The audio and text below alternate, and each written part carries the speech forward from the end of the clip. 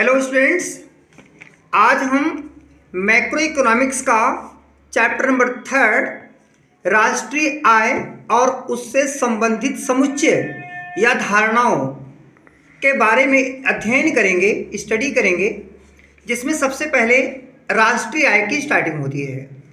जो राष्ट्रीय आय और घरेलू आय, ये दो चीज़ें होती हैं। जो राष्ट्रीय आय है, एक बात आपको समझना है कि राष्ट्रीय आय जो होती है ये हमेशा अपने देश के अंदर और देश के बाहर से मिलने वाली इनकम होती है, और इसमें सामान्य निवासी आते हैं। और जो साधन आय होती है ये केवल अपने देश के अंदर घरेलू सीमा के अंदर अर्जित होने वाली आय होती है। अब यहाँ पर हम राष्ट्रीय आय के बारे में एक्सप्लेन करते हैं। एक लेखा वर्ष 1 अप्रैल से 31 मार्च के बीच के दौरान जो लेखा वर्ष का समय होता है उसमें सामान्य निवासियों के द्वारा, केवल सामान्य निवासी की हम बात करते हैं, और सामान्य निवासी और गैर निवासी दो होते हैं। जैसा कि आप जानते हो, सामान्य निवासियों में हम सभी लोग आते हैं और गैर निवासियों में बाहर का जो व्यक्ति होता है वो हमारे देश में काम करने आए तो हमारे देश का गैर निवासी कहलाता है। तो सामान्य निवासी और गैर निवासी इस तरह से दोनों होते हैं। तो राष्ट्रीय आय में केवल सामान्य निवासियों के द्वारा जो साधन आय अर्जित की जाएगी, और वो साधन आय क्या है? भूमि, श्रम, पूंजी, उद्यम, ये तो साधन हो गए। और इनके द्वारा कमाई गई आय क्या है? भूमि के द्वारा किराया, श्रम के द्वारा मजदूरी, पूंजी के द्वारा ब्याज, उद्यमियों के द्वारा लाभ, ये कमाई गई आय होती है। तो इस आय में अगर हम विदेशी इनकम को भी प्लस कर देते हैं तो वो हमारे देश की राष्ट्रीय आय आ जाती है। जैसा कि बताया गया है, एक लेखा वर्ष की अवधि के दौरान एक देश के सामान्य निवासियों के द्वारा अर्जित साधन आय। आप देखो, सामान्य निवासी की जब बात करते हैं तो आप अपने देश के लोगों की भी बात कर रहे हैं, और हमारे ही व्यक्ति जो बाहर गए हैं उनके द्वारा जो आय अर्जित की जा रही है, जो बाहरी इनकम आ रही है, वो भी शामिल कर रहे हैं। इसलिए हम अर्जित साधन आय की बात करते हैं तो अर्जित साधन आय का जोड़ देश की राष्ट्रीय आय हो जाता है। कुछ बच्चे कन्फ्यूजन में रहते हैं कि सर ये सामान्य निवासी हमारे देश के अंदर ही होते हैं तो बाहर की इनकम क्यों नहीं, NFIA क्यों नहीं इंक्लूड किया, इसके अंदर लिखा क्यों नहीं? NFIA इसलिए इंक्लूड नहीं होता बेटा क्योंकि ये सामान्य निवासी तो खुद ही बाहर जाकर के आय कमाकर हमारे देश में जोड़ रहे हैं। तो NFIA तो खुद ही आ गए हमारे पास। भाई सामान्य निवासी हम सब लोग हैं, हम US से चले गए या अन्य विश्व के किसी भी देश में चले गए और वहाँ से इनकम को अपने देश में भेज रहे हैं, तो NFIA तो खुद ही हो गया। इसलिए अर्जित साधन आय का ही जोड़ राष्ट्रीय आय कहलाएगा। अगला नंबर क्या होता है? साधन आय या कारक आय क्या चीज़ होती है? देखो, साधन आय और कारक आय में हम दो उत्पादक इकाइयाँ होती हैं। आप जानते हो, दो तरह की उत्पादन इकाइयाँ होती हैं। वैसे उत्पादन इकाइयाँ गृहस्थ भी है, फर्म भी है, सरकार भी है, और से विश्व क्षेत्र भी होता है। लेकिन यहाँ हमें अभी फ़िलहाल साधन आय में हम अपनी घरेलू क्षेत्र की बात करते हैं, इसलिए दो तरह की उत्पादन इकाइयों की बात आती है। पहली बात तो आती है फर्में, और दूसरी बात आता है परिवार या गृहस्थ। अच्छा, हम सभी लोग इस बात को अच्छी तरह से जानते हैं कि जो परिवार क्षेत्र के लोग होते हैं वो अपनी साधन सेवाएं जो हैं वो फर्मों को देते हैं। साधन सेवाएं कैसे? भूमि, श्रम, पूंजी, उद्यम, ये 4 साधन सेवाएं होती हैं। भूमि, श्रम, पूंजी, उद्यम। तो भूमि को क्या मिलेगा? लगान या किराया। श्रम को क्या मिलेगा? मजदूरी व वेतन। पूंजी को क्या मिलेगा? ब्याज। और उद्यमियों को क्या मिलेगा? लाभ। तो अगर हम इनको प्लस करेंगे तो हमारी साधन आय निकल करके आ जाएगी। फिर आगे बात आती है हस्तांतरण आय क्या होती है। देखो, ये बहुत आसान बात है। हस्तांतरण आय, हस्तांतरण आय एक तरफा भुगतान है। एक तरफ की इनकम आती है, दूसरे तरफ हमें कुछ करना ही नहीं होता। जैसे आप सब एक छात्र हो, स्टूडेंट हो, और गवर्नमेंट आपको स्कॉलरशिप देती है, तो जो आपको स्कॉलरशिप देती है ना, वो आपकी हस्तांतरण आय है। वो आपकी ट्रांसफ़र इनकम है, क्योंकि सरकार के द्वारा ही दिया जा रहा है और आपके द्वारा उसके लिए कुछ नहीं करना पड़ रहा है। जैसे कि लाडली सेवा है, लाडली सेवा में गवर्नमेंट जो है वो छात्राओं को पैसा देती है, लाडली सेवा देती है, तो उसके लिए छात्राएं गवर्नमेंट को उत्पादन क्रिया में किसी भी तरह का कोई योगदान नहीं दे रही हैं। तो ऐसी इनकम को हम क्या बोलते हैं? हस्तांतरण आय कहते हैं। तो ये हस्तांतरण आय जो है वो 4 प्रकार की होती है। एक होता है चालू हस्तांतरण, एक होता है पूंजीगत हस्तांतरण, एक होता है स्वैच्छिक हस्तांतरण और एक होता है बाध्य हस्तांतरण या अनिवार्य हस्तांतरण। देखो, हम बात जो करेंगे वो चालू हस्तांतरण की बात करते हैं।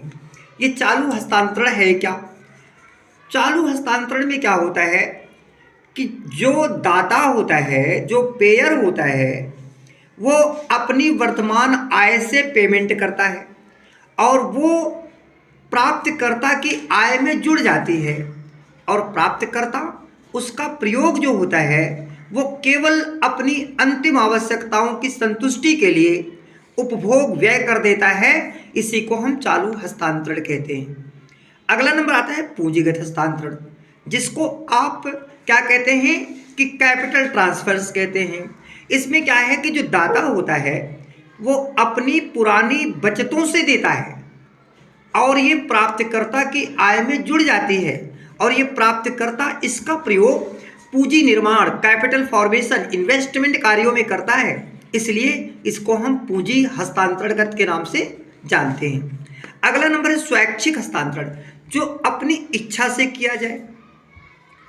कोई आपको फोर्स नहीं करेगा, आपकी मर्जी है आप हस्तांतरण करो, आपकी मर्जी है आप हस्तांतरण मत करो। जैसे कि पाकिस्तान में फ्लड्स आए, वहाँ पर बाढ़ आई और अगर हम उनको गुड्स सब्सिडी देते हैं या कैश सब्सिडी देते हैं, हमको एक तरह से देखा जाए एड्स देते हैं, अनुदान देते हैं, सुविधाएं प्रदान करते हैं, तो वो हमारा स्वैच्छिक हस्तांतरण कहलाएगा।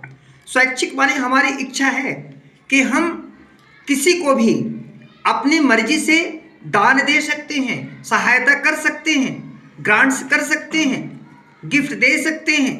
यह हमारा स्वैच्छिक हस्तांतरण है। और बाध्य हस्तांतरण क्या होता है? जो कि आपको अनिवार्य रूप से पेमेंट करना ही करना है और अगर आपने समय से पेमेंट नहीं किया तो आपको दंडित भी किया जा सकता है। जैसे कि टैक्स है, कर है, कर को अगर आपने अपने निर्धारित निश्चित समय पर पेमेंट नहीं किया तो आप पर जुर्माना भी लग सकता है। तो इसे हम क्या कहते हैं? बाध्य हस्तांतरण के नाम से जानते हैं।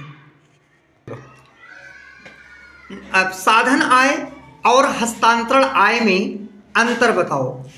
ये भी इंपॉर्टेंट क्वेश्चन है, पेपर में कई बार ये क्वेश्चन आ गया है। तो साधन आय और हस्तांतरण आय, साधन आय दो तरफा भुगतान है। दो तरफा का मतलब क्या होता है कि एक तरफ हमें साधन सेवाएं देनी होगी और दूसरी तरफ हम उन साधन सेवाओं के बदले में आय अर्जित करेंगे। एक तरफ साधन सेवा देनी होगी, दूसरी तरफ आय अर्जित करेंगे, इसलिए इसको दो तरफा भुगतान कहते हैं। और यह एक तरफा भुगतान कहते हैं, जैसे मैंने भी आपको पीछे बताया था कि छात्रवृत्ति, पेंशन इत्यादि जो है, ओल्ड एज पेंशन इत्यादि जो है, यह हस्तांतरण आय के अंदर आता है, इसलिए एक तरफा भुगतान है। अगला यह अर्जित आय है। अर्जित का मतलब ये होता है कि आपको ये आय कमानी पड़ेगी, ये आय आपके द्वारा उत्पन्न करनी पड़ेगी। जैसे कि भूमि है, वो देखो किसके रूप में? लगान के रूप में, किराए के रूप में आय अर्जित कर रही है। भूमि श्रम है, वो देखो मजदूरी के रूप में आय अर्जित कर रही है। पूंजी है, वो ब्याज के रूप में आय अर्जित कर रही है। उद्यमी करता है, वो लाभ के रूप में आय अर्जित कर रहे हैं। तो ये इसलिए अर्जित आय कहलाती है। और अनर्जित का मतलब यह है कि हमें कुछ करना ही नहीं है, बस बैठ करके आय ही लेनी है। जैसे ओल्ड एज पेंशन है ना, स्कॉलरशिप है इत्यादि को अनर्जित आय कहा जाता है। अच्छा, यह वह आय है जो उत्पादन के साधनों को, साधन सेवाएं अर्जित करने के बदले में प्राप्त होती हैं। भाई साधन सेवाएं के बदले में ये आय प्राप्त होती है, इसलिए इसे क्या कहते हैं? साधन आय कहते हैं। और ये क्या होता है? जो उत्पादन क्रिया में किसी भी तरह का कोई योगदान नहीं है, फिर भी आय आपको प्राप्त हो रही है। इसके घटक पीछे भी मैंने आपको बता दिया था, लगान, मजदूरी, ब्याज और लाभ हैं। इसके 4 होते हैं, चालू हस्तांतरण, पूंजीगत हस्तांतरण, स्वैच्छिक हस्तांतरण और बाध्य हस्तांतरण। अच्छा, इसको राष्ट्रीय आय में हम शामिल करते हैं। जो साधन आय है, ये जब राष्ट्रीय आय की कैलकुलेशन करेंगे, गणना करेंगे, तो इसको हम साधन आय की वैल्यू को राष्ट्रीय आय में शामिल करेंगे, लेकिन हस्तांतरण आय की वैल्यू को कभी भी राष्ट्रीय आय में शामिल नहीं करेंगे।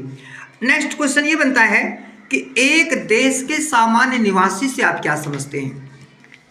सामान्य निवासी से अभिप्राय उस व्यक्ति से होता है जिसका आर्थिक हित उसी देश के साथ जुड़ा होता है जिस देश में वह निवास करता है।